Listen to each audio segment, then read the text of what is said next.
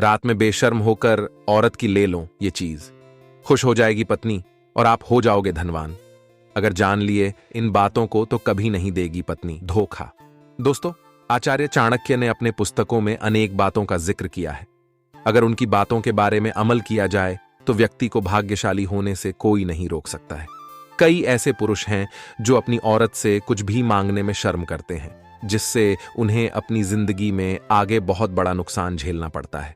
यहां तक कि पत्नी भी आपसे गुस्सा करने लगती है। इसलिए चाणक्य ने अपनी पुस्तक में इस बारे में विस्तार से बताया हुआ है कि सुख और समृद्धि चाहने वाले व्यक्ति को अपनी औरत से क्या मांगने में बिल्कुल भी शर्म नहीं करनी चाहिए। पहला, एक पुरुष को रात को सोते समय अपनी पत्नी से प्यार मांगने में कभी शर्म नहीं करनी चाहिए, क्योंकि पत्नी कभी भी आपसे यह नहीं कहेगी कि आप उससे प्यार करें और वह चाहती है कि आप उससे प्यार करें। इसलिए कभी भी अपनी पत्नी से प्यार मांगने में या जबरदस्ती करने में शर्म नहीं करनी चाहिए। आपको ऐसा करने से आपकी पत्नी आपसे ज्यादा बहुत प्रसन्न रहेगी, जिसकी वजह से आपका घर बस जाएगा, आपके घर में स्वर्ग जैसी रौनक रहेगी और खुशियां आपके कदम चूमेगी। क्योंकि नारी जहां खुश होती है वहां धन की वर्षा होती है, और यह बात हर पुरुषों को गांठ बांध लेनी चाहिए। दूसरा, आचार्य चाणक्य ने कहा है कि कभी भी शिक्षा प्राप्त करने में शर्म नहीं करनी चाहिए।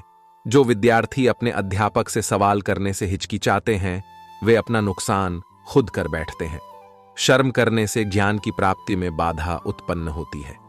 वहीं दूसरी ओर कोई भी विद्यार्थी अपने अध्यापक से कोई भी सवाल तुरंत पूछ लेते हैं तो उन्हें ज्ञान की प्राप्ति अच्छे से हो जाती है।